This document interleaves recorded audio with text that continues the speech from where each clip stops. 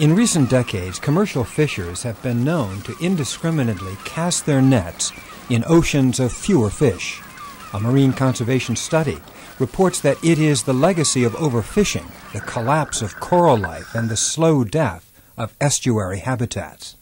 Professor Callum Roberts of the University of York in England conducted a comprehensive study of historic and literary notes about once abundant sea life and its relentless exploitation. In his book, The Unnatural History of the Sea, Roberts concluded that overfishing is not new, but can be found even at the dawn of commercial fishing more than 1,000 years ago. Over time, we've gradually expanded the reach of fishing out across the world oceans until today we take in nearly everywhere to depths of 2,000, perhaps 3,000 meters in some cases, under the sea. The marine conservation scholar points to the common technique of commercial fishing known as bottom trawling, in which fishers drag the ocean floor with nets or other devices. He says it is one cause of the extinction of hundreds of ocean species. Roberts cites United Nations studies indicating that 60% of the population of fish that we eat has collapsed since the 1950s.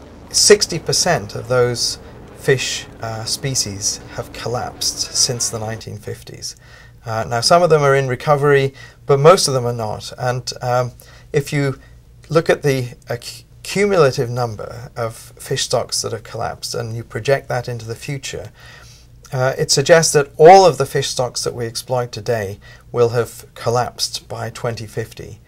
The author offers examples of the decline of many species and others that are nearly gone, such as tuna, swordfish, and the leatherback turtle in the Pacific Ocean. The leatherback. It's the largest living reptile on the planet. It has a 100 million year evolutionary history, but nothing in that 100 million years prepared it for long-line fishers. Roberts also expressed the urgent need to rebuild fish populations. If you protect an area from fishing, the fish become more numerous and they grow much larger, and big fish produce many, many more offspring than small fish do. So a big red snapper of, say, 10 kilograms can produce 200 times as many fish as a red snapper of 1 kilogram. Professor Roberts says that only by protecting the oceans can mankind establish a more sustainable future in order to feed the growing human population. We have to create areas of habitat, areas of the sea in which life can re-establish itself. Ecosystems can recover their health from the centuries of overfishing that has preceded us. The marine conservationist says people have rendered the oceans incapable of responding to challenges of global warming.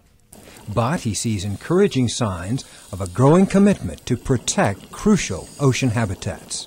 For producer Zulima Palacio, this is Barry Wood, VOA News.